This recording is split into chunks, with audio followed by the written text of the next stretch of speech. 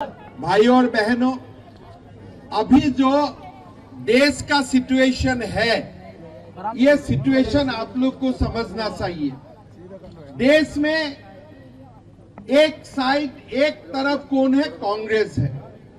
कांग्रेस ने हमारा देश को कितना साल चलाया, कोई हिसाब नहीं है। कोई प्रदेश में 50 साल, कोई प्रदेश में 7 साल, कोई प्रदेश में 70 साल चल ही रहा है। लेकिन कांग्रेस का समय में ये लोगों का काम क्या था? तुष्टीकरण का काम था कि खाली तुष्टीकरण करो। हमारा प्रदेश में कांग्रेस ने क्या किया? हजारों मदरसा खोला और मदरसा का जो टीचर का सैलरी है, तनख्वाह है, वो भी सरकार देता है, बिल्डिंग भी सरकार बनाता है। तो मैं जब मुख्यमंत्री बना, मैंने पूछा क्या मुसलमान भाई को मैथ्स पढ़ना नहीं है? क्या इंग्लिश पढ़ना नहीं है? क्या मुसलमान भाई को डॉक्टर बनना नहीं है? क्या मुसलमान भाई को इंजीनियर बनना नहीं है? कांग्रेस सोचता है कि मुसलमान खाली मोल्ला बनना चाहिए। मैं बोला भाई ऐसा नहीं है, उनको डॉक्टर और इंजीनियर बनना है, मदरसा तुरंत बंद करो। तो 630 मदरसा, 630 मदरसा सरकार बनने का 2 महीना का अंदर ही हमने बंद किया। तो वो लोग कोर्ट में चला गया। तो कोर्ट में पूछा आपने क्यों बंद किया? मैं बोला जज साहब, आपका बेटा बेटी क्यों आप मदरसा में डालेगा क्या? आप तो नहीं डालेगा। आपका बेटा बेटी क्यों तो आप MBBS में डालेगा, इंजीनियरिंग में डालेगा? तो गरीब का बच्चा क्यों मदरसा में जाना चाहिए? वो लोग को भी जनरल स्कूल में जाना चाहिए, कॉलेज में जाना चाहिए। तो हाई कोर्ट में बोला कि आप जो किया है ठीक किया है, आप तो सिंगल ताला लगाया था, अभी डबल ताला लगा दीजिए। तो अभी डबल लॉक हो गया। तो अभी थोड़ा 3 दिन का पहले से 3-4 दिन आप सुन रहा होगा कि कर्नाटक में कोई बच्ची लोग ने शुरू किया कि स्कूल में कॉलेज में हमको हिजाब पहन के जाना है। मेरा कोई आपत्ति नहीं, आप जो भी पहने, लेकिन आप अगर स्कूल में कॉलेज में हिजाब पहन के जाते हैं तो कल हिंदू भाई लोग बोलेगा हम भी कोई ड्रेस पहन के जाएगा, कोई कल क्रिश्चियन लोग बोलेगा हम भी कोई ड्रेस पहन के जाएगा। अरे भाई, कॉलेज और स्कूल पढ़ने के लिए होता है, वो फैशन शो के लिए नहीं होता है कि आप जाके फैशन शो शुरू कर दो। ये बात नहीं होता है। ये बात आपका मन में रहना चाहिए कि मुसलमान बच्चियों को भी पढ़ने का अधिकार है, उनको भी डॉक्टर बनना चाहिए, उनको भी इंजीनियर बनना चाहिए। कहां आप उनको हिजाब का चक्कर में फंसा रहा है? तो हिजाब आप पहनो, आपका घर में पहनो, जहां भी पहनो, लेकिन जब कॉलेज और स्कूल में आप जाते हो तब स्कूल कॉलेज का यूनिफॉर्म पहनो। वो यूनिफॉर्म से आपका बीच में समानता आएगा, आपका बीच में इक्वालिटी आएगा, एक दूसरे का बीच में प्यार और मोहब्बत होगा, आप आगे जा सकेगा। लेकिन कांग्रेस बोल रहे नहीं नहीं, मुसलमान बेटियों को डॉक्टर नहीं बनना चाहिए, इंजीनियर नहीं बनना चाहिए, उनको हिजाब पहनना चाहिए और कुछ नहीं करना चाहिए। ऐसे कांग्रेस का राजनीति है। हरीश रावत जी यहाँ में बोला कि मुस्लिम यूनिवर्सिटी होना चाहिए। अरे बाबा, मुस्लिम यूनिवर्सिटी में पास करने के बाद वो लोग को क्या रिलायंस में नौकरी मिलेगा? उनको क्या अदानी में नौकरी मिलेगा? उनको क्या टाटा में नौकरी मिलेगा? अरे हरीश रावत जी, आप बोला है महाभारत में भीष्म जो है मैं वो भी हूँ। अरे महाभारत का भीष्म कौरव में था, लेकिन उनका मन पांडव का साथ है, पांडव का साथ था। आज आपने वोट का लालच में इतना तक गिर गया कि वो अब हिंदू है, क्यों नहीं बोलता है हम एक हिंदू यूनिवर्सिटी करेगा यहाँ में? वो तो आप नहीं बोलेगा, हम चाहते भी नहीं हूं। हमारा मन में यही है कि ऐसा यूनिवर्सिटी बने जो यूनिवर्सिटी से मेरा उत्तराखंड का व्यक्ति, उत्तराखंड का बच्चा बच्ची जाके एम्स से नौकरी मिले, उनको पूरा देश में नौकरी मिले, ऐसा यूनिवर्सिटी हमको चाहिए।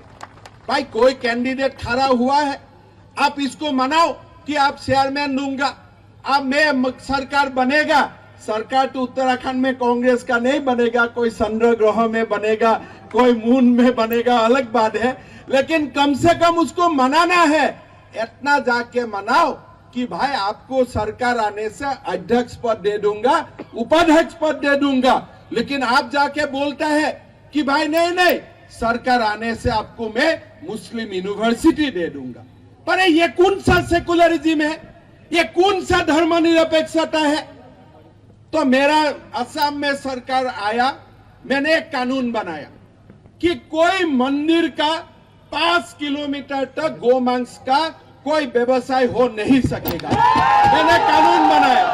तो कांग्रेस वाला लोग असेंबली में बोला आप क्यों कानून बनाया, हम इसको विरोध करता है। मैं बोला ज्यादा विरोध मत करो, 10 किलोमीटर कर दूंगा, 5 किलोमीटर को 10 किलोमीटर कर दूंगा। आप देखिए मुसलमान लोग आपत्ति नहीं करता है, कौन आपत्ति करता है? कांग्रेस का लोग आपत्ति करता है। इसलिए कांग्रेस तुष्टीकरण का राजनीति कांग्रेस का डीएनए बन चुका है।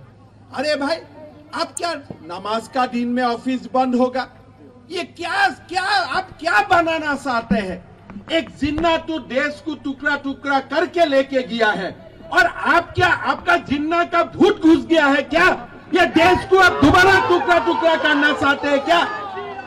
आज अभी देखो राहुल गांधी 2 दिन से पीछे पड़ा है कि इंडिया देश नहीं है, इंडिया एक यूनियन ऑफ स्टेट्स है। अरे भाई ये क्या बास का यूनियन है? ये क्या स्टूडेंट्स यूनियन है? ये क्या कल्चरल यूनियन है?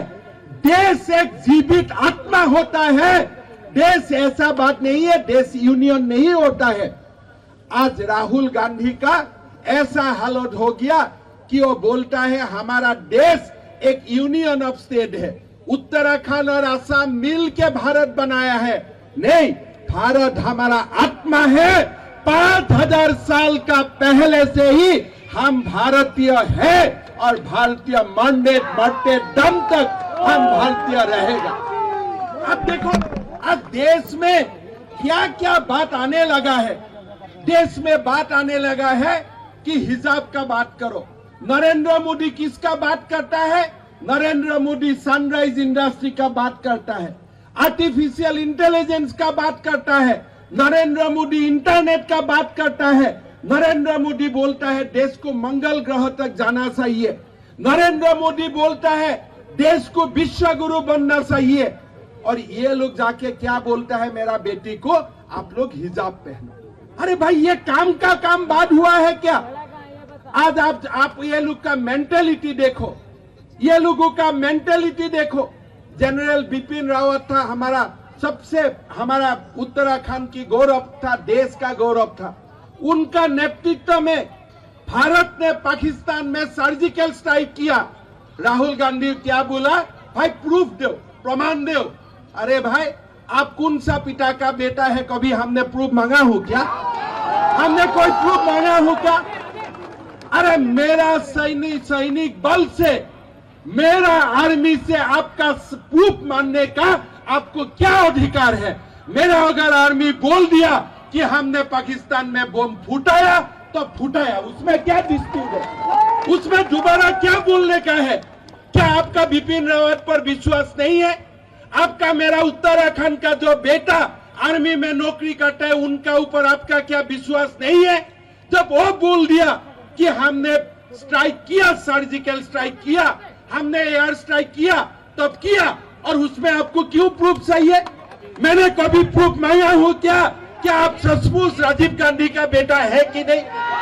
मैंने कभी प्रूफ मांगा हूं क्या आपसे? तो ऐसा आप सैनिकों का अपमान मत करो। देश बहुत ऊपर का चीज होता है, देश ऐसा नहीं होता है। लोग देश के लिए मरते हैं, लोग देश के लिए जीते हैं, लोग व्यक्ति के लिए नहीं जीते हैं। लोग बोलता है मेरे से देश ऊपर है, लोग बोलता है परिवार मुझसे ऊपर है, लोग बोलता है जननी जन्मभूमि स्वर्गादपि गरीयसी। वो जननी को आप क्वेश्चन करेगा, वो जननी को आप सवाल करेगा। जब आप देखो आज वो लोग नरेंद्र मोदी को बोलता है मोदी क्या किया? अरे अमेरिका ने वैक्सीन बनाया, रशिया ने वैक्सीन बनाया, साथ साथ में भारत में भी वैक्सीन बनाया। और जब भारत ने वैक्सीन बनाया और कांग्रेस लोग पूछता इसका प्रूफ क्या है? बेटा, जब अमेरिका ने वैक्सीन बनाया, आप अमेरिका में जाके पूछा क्या इसका प्रूफ क्या है? जब भारत कुछ बनाता है आपको प्रूफ चाहिए, और पाकिस्तान जब कुछ बनाता है बोलता है नहीं नहीं बहुत अच्छा किया, बहुत अच्छा चीज आपने बनाया। चाइना ने कुछ बनाया और बहुत अच्छा किया। अभी राहुल गांधी बोलता है अरे चाइना आगे बढ़ रहा है, चाइना आगे बढ़ रहा है। आप चाइना का फ्री एडवर्टाइज क्यों कर रहे हैं? आप चाइना का फ्री एडवर्टाइज क्यों करते हो? आप बोलो भारत का सेना आगे गया है, ऐसे बोलो तो अब देश में पता चलेगा कि आप भारतीय हो। आज राहुल गांधी हो, हरीश रावत हो, आप एकदम मिस्टेक मत कीजिए। ये लोग कोई भारत के लिए, उत्तर प्रदेश का, उत्तराखंड का कल्याण के लिए नहीं है। ये लोग तुष्टीकरण के लिए है, अपना परिवार के लिए वो लोग जीता है, वो लोग अपना परिवार के लिए मरता है। लेकिन नरेंद्र मोदी जैसा नेता जो कभी कभी पैदा होता है वो देश के लिए जीता है। मोदी जिंदाबाद। भाई और बहनों, बहुत समय का बाद देश को मोदी जैसा नेता मिला है। आज देश को मोदी जैसा नेता मिला है, ये हमारा देश का भाग्य था। आप देखिए कैसे कोई सोच सकता था क्या कि भारत का विमान जाके पाकिस्तान में बम गिराएगा? कोई सोच सकता था क्या पाकिस्तान में भी सर्जिकल स्ट्राइक संभव है? कोई सोच सकता था क्या अगर देश में कोरोना महामारी आएगा कि भारत भी वही नेशन में होगा जो नेशन में एक नहीं दो वैक्सीन बनेगा? कौन सोच रहा था? आज गरीब के लिए, अब गरीब के लिए प्रधानमंत्री जी जीता है। प्रधानमंत्री जी जब कोविड का पेंडेमिक आया, सबसे उन्होंने गरीब के लिए सोचा कि भाई गरीब को कैसे सहायता किया जाए। आज आप सोच लीजिए कि हमारा आइजोल है, इम्फॉल है, जो जाना भी संभव नहीं है, दूर दूर तक गांव तक उन्होंने रेशन भेजा, लोगों को फ्री रेशन भेजा कि भाई कोई किसी का प्रॉब्लम नहीं होना चाहिए। आज अकाउंट खुला, अकाउंट में पैसा डाला, आज गैस का चूल्हा मिला मां को। आज आपको एक एक करके आप देखिए, जो प्रधानमंत्री जी काम कर रहा है वो देश में कोई नहीं सोचा था कि ऐसा काम संभव है। हर घर में बिजली, लोगों का मन में था कि बिजली होना चाहिए, लेकिन लोगों का सपना में ये नहीं था कि 2 साल में ही हर घर में बिजली होगा। लोगों का सपना में था कि घर में पानी मिलना चाहिए, जल मिलना चाहिए, लेकिन जल जीवन मिशन जैसा स्कीम होगा, सचमुच घर घर में जल जाएगा, ये लोग सोचता नहीं था। लोगों का मन में था कि रास्ता बनना चाहिए, लेकिन आज उत्तराखंड में जैसा नेशनल हाईवे बना वो लोगों का सपना में नहीं था। आज अरुणाचल में जैसा रोड बना वो लोगों का सपना में नहीं था। आज कांग्रेस का एक मंत्री था AK एंटोनी, उन्होंने क्या बोला कि हमारा गलती हो गया, हम चाइनीज का जो बॉर्डर है, टेरिटरी है, उसमें हमको रास्ता बनाना था। आपने तो बनाया नहीं। लेकिन आज देखिए उत्तराखंड में नेशनल हाईवे कैसे चेंज हो रहा है, कैसे परिवर्तन हो रहा है। ये सब बात आप लोग को सोचना पड़ेगा। ये देश को हम लोग को संभाल के रखना पड़ेगा। अगर कांग्रेस ये देश में दोबारा आ जाते हैं तो कांग्रेस सचमुच ये देश का जो हालत कर देगा, वो हालत रिपेयर करने के लिए देश को और एक नरेंद्र मोदी का जन्म के लिए पता नहीं कितना साल हम लोग को इंतजार करना पड़ेगा। आज ये मौका है प्रधानमंत्री नरेंद्र मोदी जी का नेतृत्व में भारत को एक गौरवशाली देश बनाना, विश्व गुरु बनाना भारत को। ये मौका हमारा हाथ से जाना नहीं चाहिए।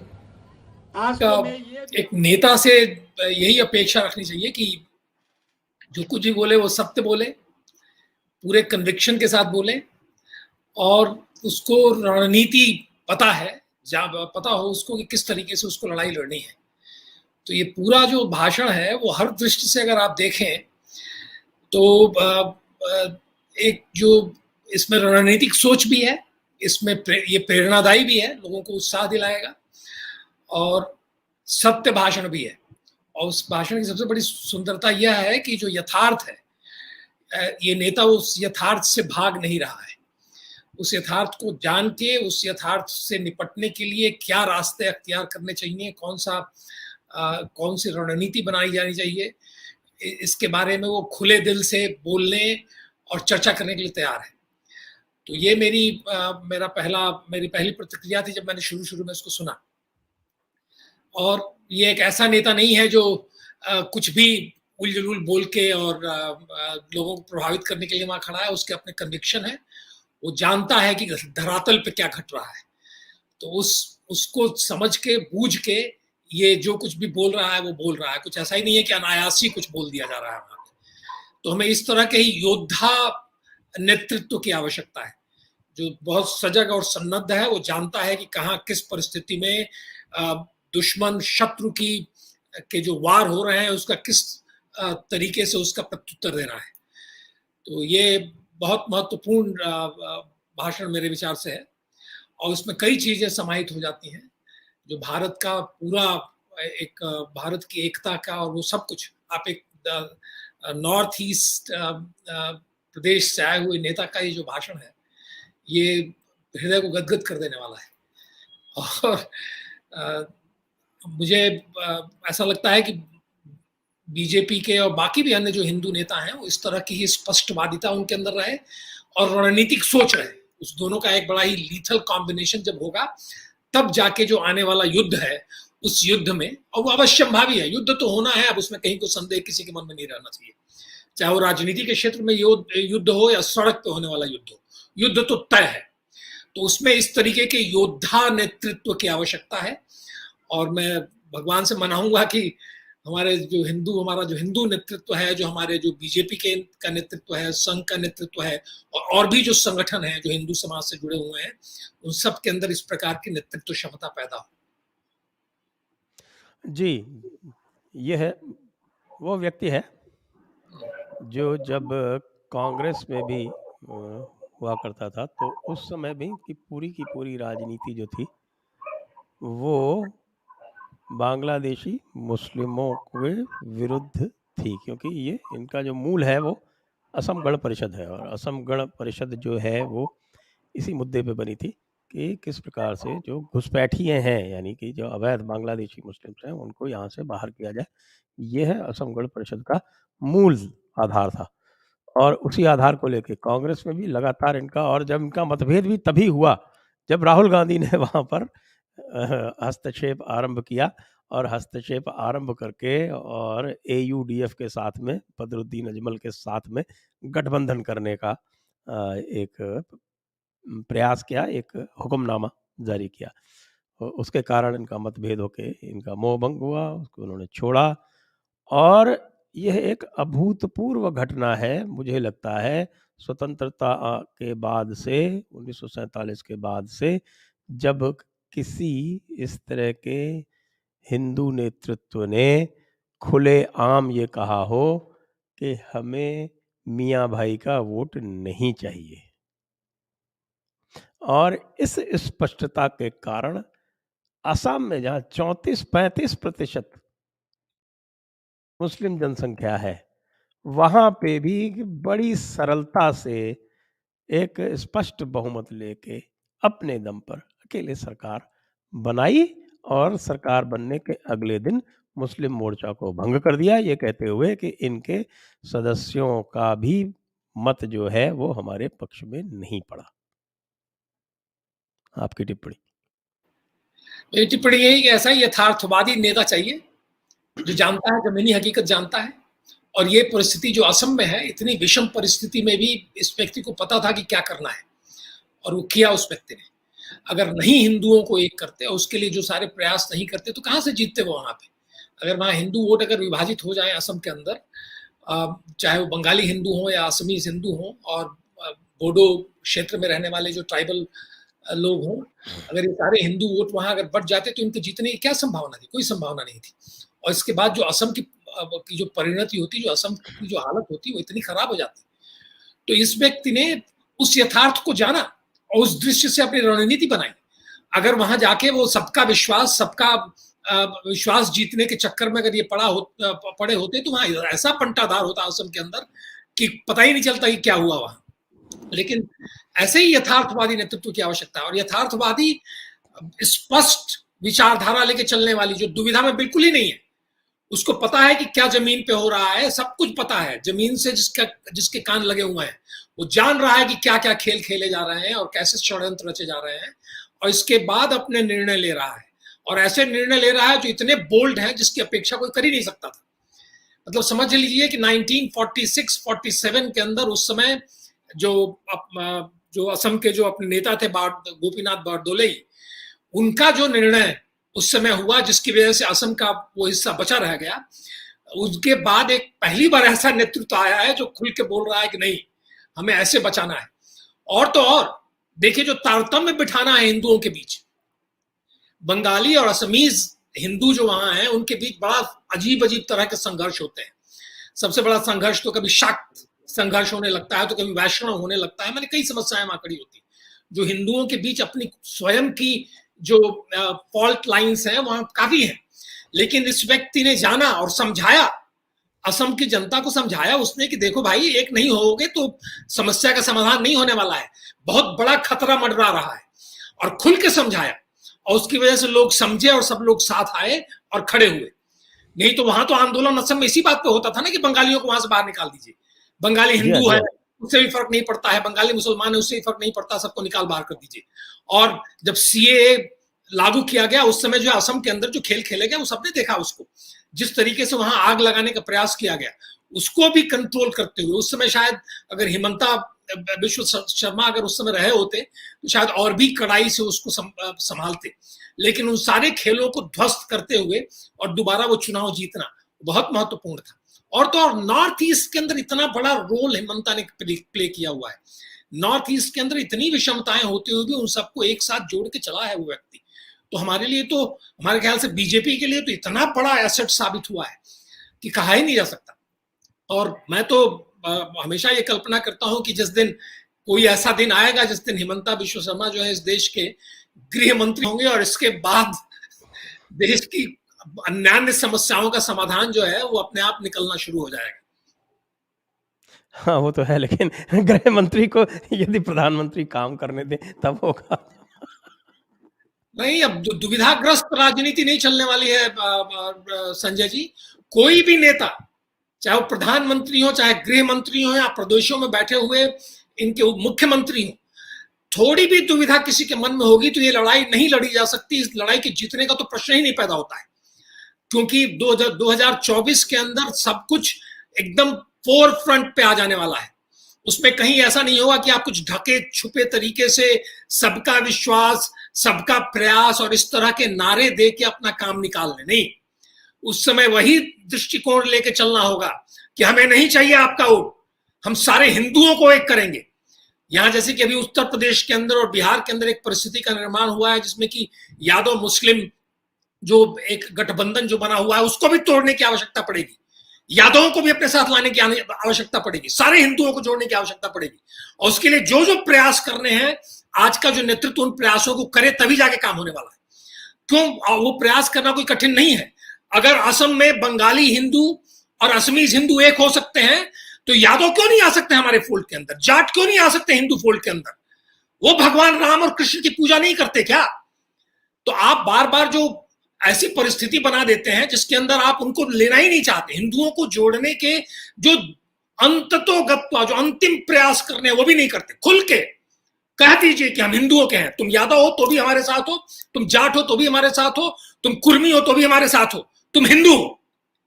बिहार के अंदर जो पटना के अंदर इनकी जो प्रधानमंत्री की जो रैली हुई थी, उस रैली के बाद 2014 के चुनाव की मैं बात कर रहा हूं, उस रैली के बाद जो वातावरण बिहार में बना था, उस वातावरण में जो बीजेपी जिन सीट्स को जीत के आई थी उसका आधार क्या था? उस समय तो सबने मिलकर उनको वोट दिया था। 2019 के चुनाव में यादवों ने वोट नहीं दिया था क्या बीजेपी को? यादवों ने भी वोट दिया था क्योंकि उनको उस समय देश की परिस्थिति स्पष्ट नजर आ रही थी। आज प्रदेश के अंदर यादव जो है मतलब कि उस हद तक क्यों नहीं वोट दे रहे हैं? अगर उसी चीज को आगे बढ़ाया गया होता। नहीं, देखिए जो जो बड़ा खतरा है ये सामने खड़ा हुआ है, इससे निपटना है, जो असम में किया हिमंता ने। और आज जो भाषण जो उन्होंने उत्तराखंड में दिया है वो भी उसी को परिलक्षित करता है। जहां आपके शत्रु तय करके बैठे हुए हैं कि साहब मुसलमान वोट तो हमारी जेब में है और हिंदुओं को बांटने का काम बस हमारा रह गया है। जब ये स्पष्ट रणनीति सामने वाले की है तो आपकी भी स्पष्ट रणनीति हो जानी चाहिए कि हमें नहीं चाहिए मियां भाई का वोट, हमें मुसलमानों को वोट नहीं चाहिए। हम इन 70-80% हिंदुओं को एक करने का बीड़ा उठाते हैं, उसके लिए जो करना होगा करेंगे, जो भी निर्णय लेने होंगे लेंगे, अगर संविधान में परिवर्तन करना होगा वो परिवर्तन करेंगे, लेकिन इन सबको साथ लेके चलेंगे।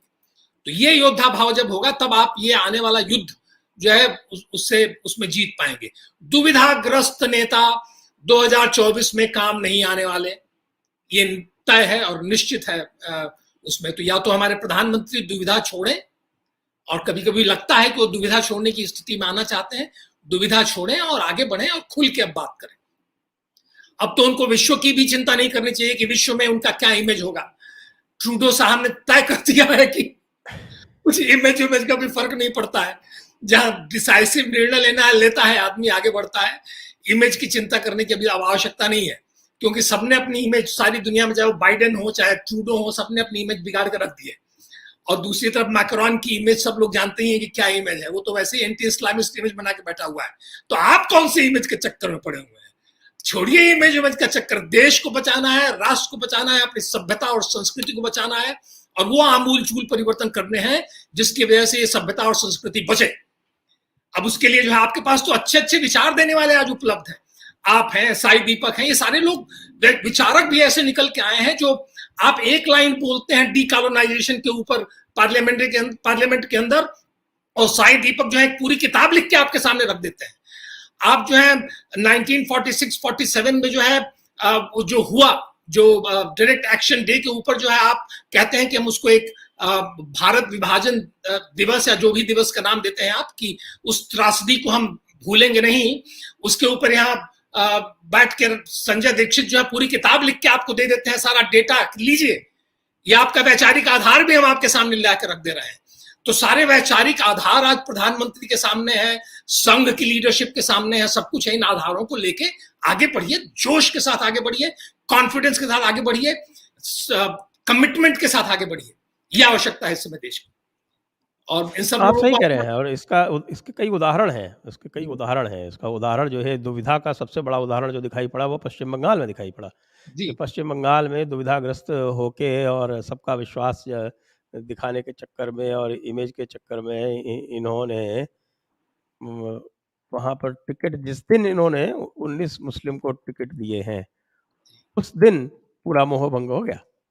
और मोह भंग होने के साथ साथ आप देखते हैं कि किस तरह से पूरा के पूरा इनका जो सारा का सारा कैंपेन कोलैप्स हो गया।